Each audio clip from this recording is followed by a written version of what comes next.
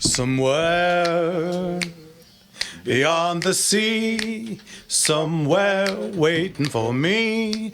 Welcome back, everybody, to Gunslingers right here on the Gunslinger Syndicated Radio Network. And we are back with the next governor of California, Chad Bianco. Chad, so what do you think? With a supermajority against you, how are you going to fight these people? Very easy. It's called with light. If you know anything about the way government operates, the only thing that politicians are afraid of is not getting elected and losing their power. And I will expose them every single day, and they know it. That's why they're afraid of me coming there. All of the things that are broken in California that we're waking up and saying, oh, my gosh, did you know this about this law? It didn't happen today. It didn't happen yesterday. It happened 10 years ago. Mm-hmm. And they've just done things in the dark. No one has been talking about it. No one exposes them. And I've already promised every media person that ever talks to me, I've already promised all of them, I will have daily briefings on the steps of the Capitol building talking about the failures and the successes of the day before. And the individuals who are doing stupid, crazy things that are not benefiting Californians, I'm going to expose them. I'll name them. I'll name them daily. I'll make sure that the area that they come from knows that they're failing them, and they will not get elected again, and they know it. So it's not like I'm going to do. It's not like magic. We're just going to actually start doing something for California instead of for the special interests that are working backdoor deals, behind-the-scenes deals, where these people, they're getting paid, they're going on free trips, they're doing all of this illegal, unethical stuff, and I'm going to expose the crap out of them.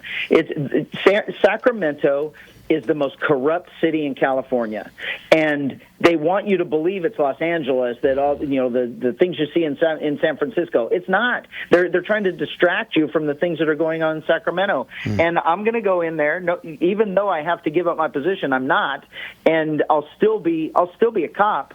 And who better to send into that sleazy, slimy place than a guy with a gun, a badge, and a handcuff? Heck yeah! And loving it. Yeah, I think that's been huge that you've been running on both common sense and accountability, because that's what these other politicians, these people working around that area, need to be held to. That their far-fetched ideas are ruining this state, and they need to be held accountable for that. Example of how this is going to work and show you how easy it's going to be. Several months ago, we had that stupid bill from the Santa Monica assemblyman now I don't even remember if it was a Assembly or Senate, but it was the bill that was going to make it illegal for you to defend your home and your life and everything else, and it was going to make you a criminal for doing it. Mm-hmm. And all we did was expose him. I did a video. We got it out on social media. It went viral through the state, and every single Assembly and Senator's office was bombarded with people saying, vote no on that, get that out of there. And that did something that is very, very, it doesn't ever happen.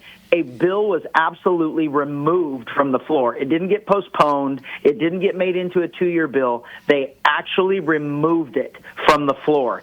And that's the power of the people. That's the power of making sure that you're holding someone accountable. And we will do that every single day. Amen, amen. I love to hear that. There really are more of us than the stupid. Nope. There is. Yeah. And I think there really is. I think you help people understand that there is a way to kind of come out of the woodwork and kind of have this reality that we can save California by having, again, common sense and accountability.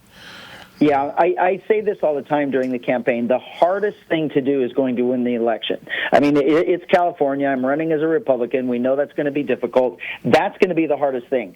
Changing California, fixing California, and fixing California government is going to be easy. Love it. Love it. Well, and what can you do with all these stupidly written, poorly managed gun bills? I mean, there's so many that are... They all come across his desk. Yeah. Well, they do. Obviously, you can veto, but how do we stop them before they even get written? Yeah.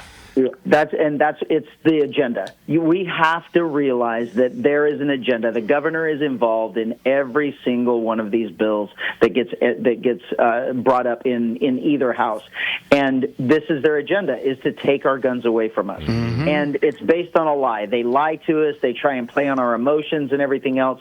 And the agenda is going to change. The message is going to change, and we're going to actually start telling the truth to the public in that law-abiding residents don't commit crimes, no matter what. Mm-hmm. So there's no reason why a law-abiding citizen of California can't possess a gun, can't have a gun. They are not the ones causing the problem. It's the Democrats with their love affair with criminals. That's the problem. Mm-hmm. If we hold criminals accountable and they're punished severely for not only committing a crime but committing a crime with a gun, that's what gun laws are made for. Not for you and I. We don't commit crimes.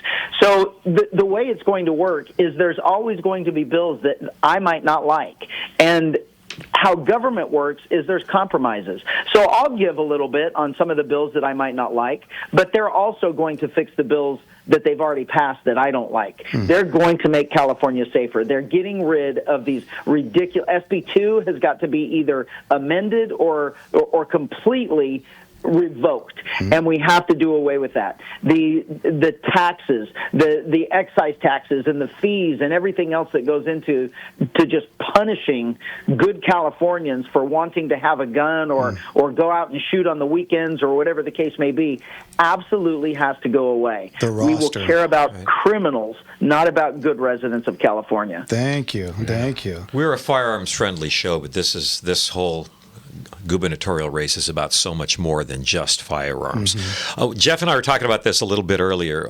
As the race draws nearer and nearer, we know the knives are going to come out for you. Do you have any kind of a plan or any kind of idea how they're going to come at you? We see it. I mean, the sad part is the Republicans are doing it too. The Republicans know that I'm the front runner in this race, and the Democrats are already raising money to fight me. They're not raising money to fight anybody else. Mm-hmm. They're using my name. That they've got to raise money because they've got to fight the crazy right wing sheriff that wants to put everybody in jail. And then the Republicans are trying to convince everybody that I'm not pro 2A and that I'm not. That I'm a recent Republican. I've been a Republican since I was 17 and a half when I registered. And so we know the lies are going to come. The left lies, they've been planning those for a couple of years. And it's the same lawfare that we really saw with the president, and I'm not comparing myself to him, but it's the same tactic. It happens all across the country. So they've fabricated these stories about me violating people's constitutional rights who are in jail. They've fabricated all of these stories about me murdering people in jail. It's going to be the same old thing. And they've done it over 2 years now, getting those stories in the news, the ACLU and things like that. So they'll keep referring back to it. Mm-hmm. And it's an election tactic. But the bottom line is we know what the truth is, and the truth always prevails. And we're going to be on the offense. We aren't playing defense, answering these stupid allegations. If there was anything really wrong in my career or in my life or in the things that I've done, I wouldn't have the position that I have. So I'm running on a position of leadership, of integrity, of honesty, and basically selfless service to others. So they're going to attack that as much as they can because they know they can't compete with that. And so we're really, truly not worried. I know there's nothing in my past that can ever come up that haunts me. And so when they do make up things, we'll just let it roll for a little bit. Sometimes we'll answer, sometimes we won't. We won't give them the satisfaction of letting them know that they got to us or something like that we're worried, because we're not. But that's one of the huge things that I've really appreciated. You've been kind of... I don't want to say assaulted, but people have brought up things and you've faced them head on and gave them the facts about these matters and all that. And all those people, the naysayers out there, do your research. Don't let a narrative take you over it. Let the truth speak, and Sheriff, you've spoken out for yourself about some of these accusations, and we appreciate your honesty and transparency with that. So real quick, what kind of love are you getting from the Republican Party? What kind of support?